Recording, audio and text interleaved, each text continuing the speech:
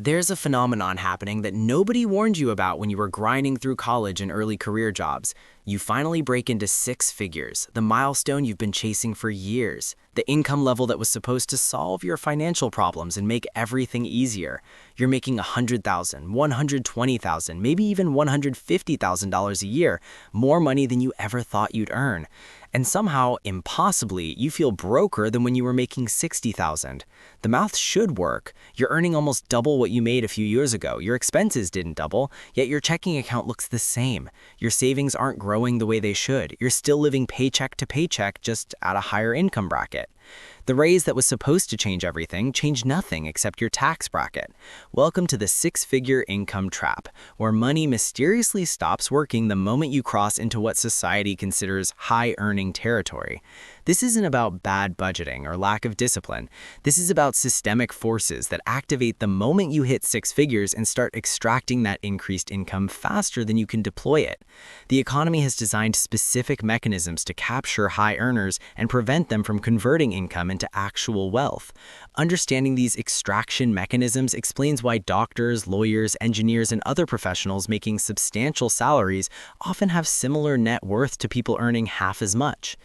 The first extraction mechanism that destroys the value of six-figure incomes is the tax ambush. When you're earning $60,000, your effective federal tax rate is around 12% to 15%. Social Security and Medicare take another 7.65%. State taxes vary, but let's say 5%. You're taking home roughly 70 to 75% of gross income. $60,000 gross becomes $42,000 to $45,000 net. Significant taxes, but manageable. Then you hit $100,000 gross income. Now your marginal federal rate is 24%, and much of your income is taxed at this rate. Your effective federal rate jumps to 18 to 20%. Social Security and Medicare still take 7.65%. State taxes might increase to 6% or higher. Suddenly, you're taking home only 65 to 67% of gross income. $100,000 gross becomes $65,000 to $67,000 net. You increased gross income by 67% from $60,000 to $100,000, but net income only increased 50% from $45,000 to $67,000. The marginal tax rate on your increased income is even more brutal. That extra $40,000 in gross income from $60,000 to $100,000 gets absolutely hammered. Federal marginal rate of 24%, state marginal rate of 6%, FICA of 7.65%. The government takes 37.65% of your raise before you see a dollar. Of that $40,000 raise, you keep about $25,000. Earning an extra $40,000 gross only puts an extra $25,000 in your pocket. This tax structure means that every raise, every bonus, every additional dollar earned above six figures is being taxed at rates that dramatically reduce the benefit. You're on a treadmill where you need to earn significantly more gross income to achieve modest increases in take-home pay. The person earning $60,000 who gets a $20,000 raise sees $15,000 hit their account after taxes. The person earning $120,000 who gets a $20,000 raise sees only $12,000 hit their account. Same raise, much lower benefit, entirely because of the progressive tax structure. But taxation is just the beginning. The second extraction mechanism is lifestyle inflation that specifically targets six-figure earners. When you're making $60,000, you live in a normal apartment, drive a normal car, shop at normal stores. Society doesn't expect anything from you. You're comfortably middle class, and that's fine. The moment you break $100,000, invisible social pressures activate that didn't exist at lower incomes. Suddenly, your peer group expects certain things. You can't live in a basic apartment anymore. People at your income level live in nicer places. You can't drive a 10-year-old economy car. Professionals earning six figures drive presentable vehicles.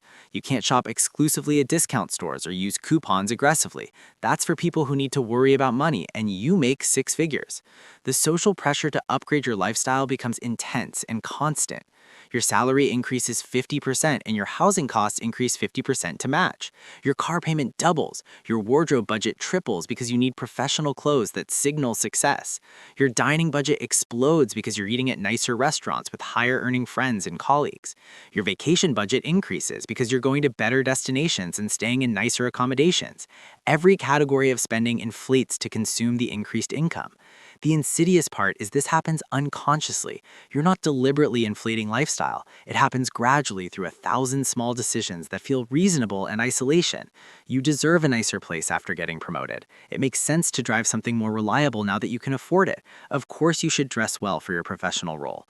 Each decision is rational, but collectively, they consume your entire raise and leave you with the same or less discretionary income than before. The data proves this pattern.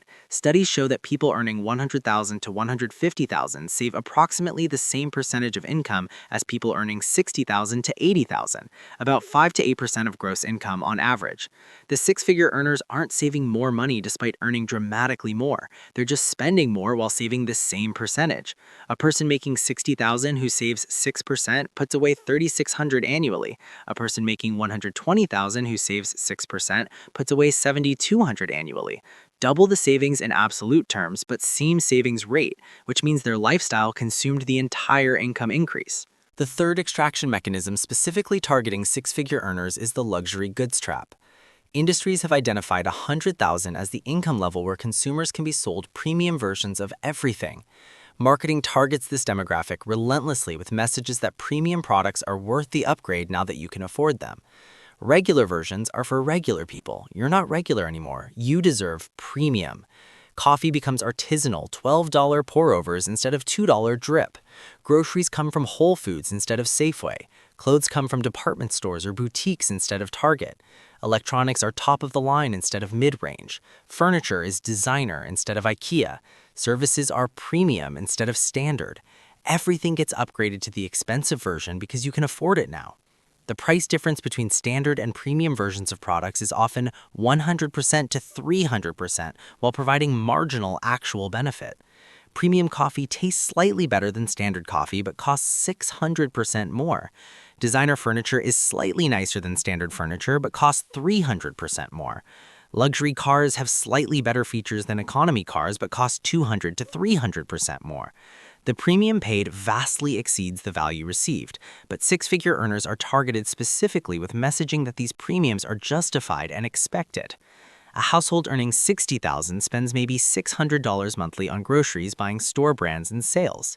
The same household earning $120,000 shops at premium stores, buys organic and specialty items, and spends $1,200 monthly on groceries. They're eating the same amount of food but paying double because they upgraded to premium versions of everything.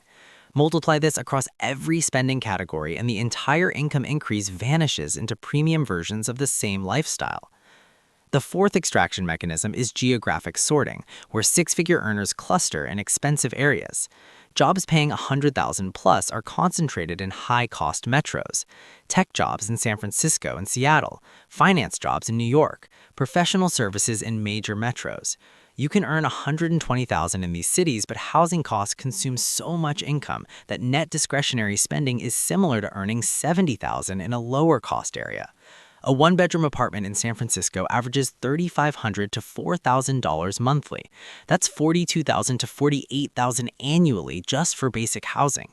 Property taxes, insurance, and HOA fees add thousands more if you buy.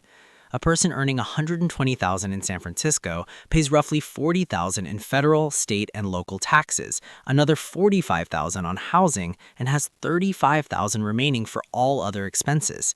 They're living on $35,000 after housing and taxes despite earning $120,000 gross. Compare this to someone earning $70,000 in a moderate cost area. They pay $20,000 in taxes, $15,000 for housing, and have $35,000 for all other expenses. Same discretionary income despite earning 70% more gross salary.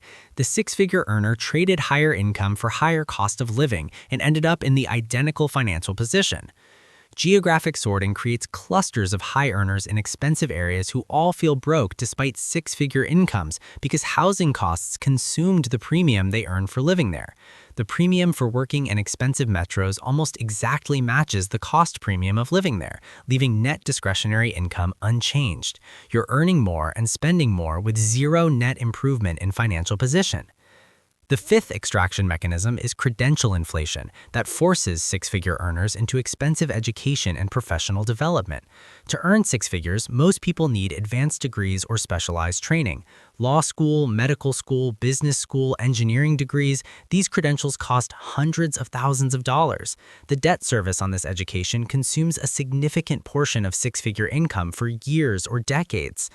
A lawyer earning $130,000 might have $200,000 in student loans at 6% interest.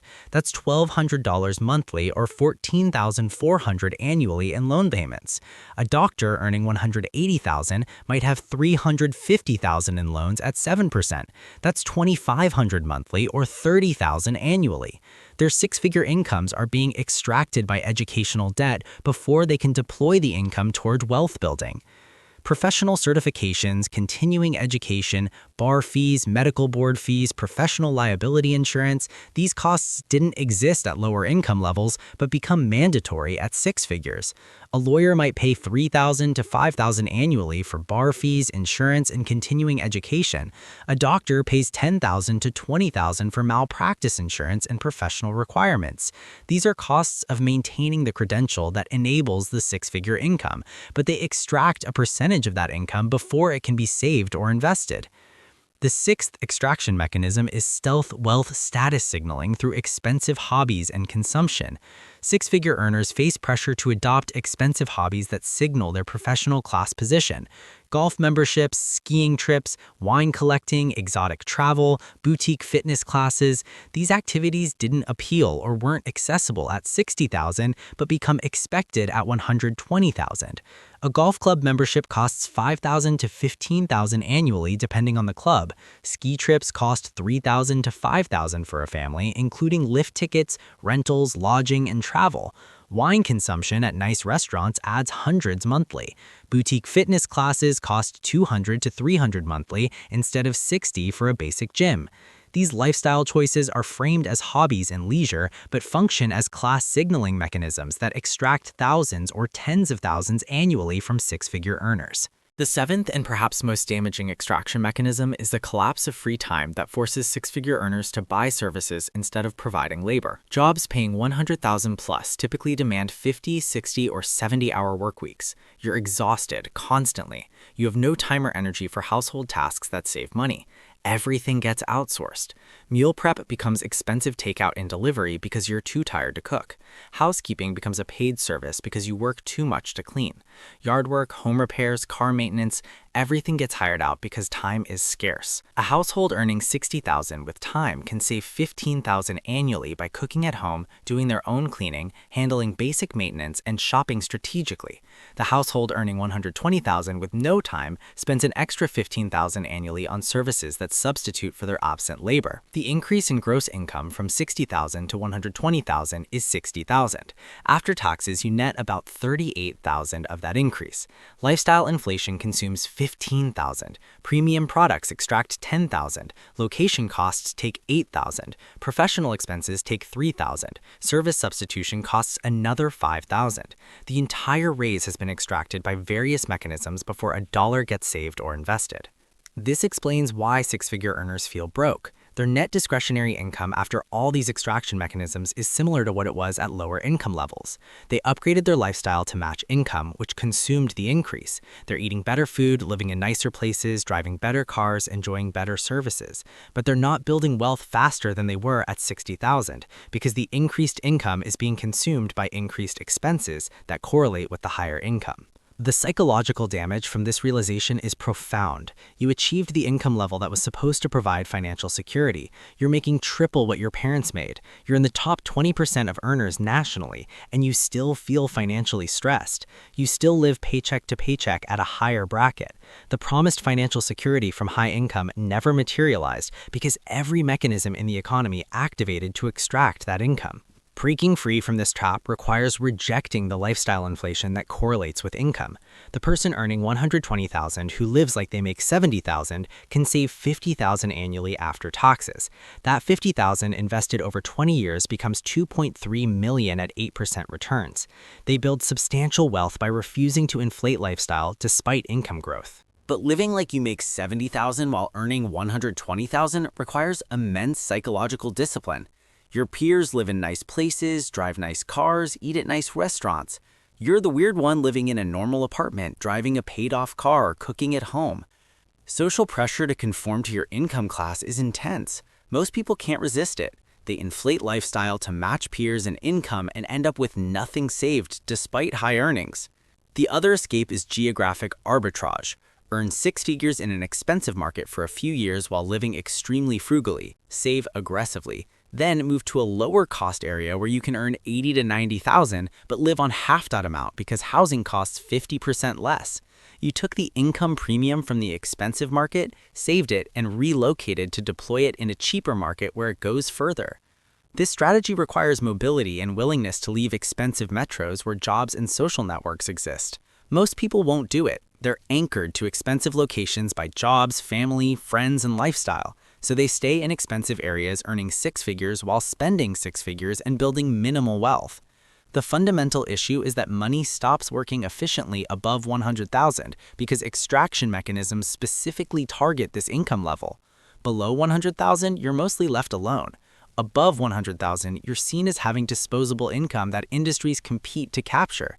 Taxes increase sharply, lifestyle expectations inflate, premium products target you, geographic costs capture you, professional expenses extract from you, service substitution drains you. Each mechanism alone is manageable. Together, they consume the entire income increase and leave you feeling broke despite high earnings. Understanding these mechanisms is the first step toward avoiding them. The six-figure earner who recognizes the trap can refuse to participate. Keep housing costs at 20% of gross income instead of inflating to 30%.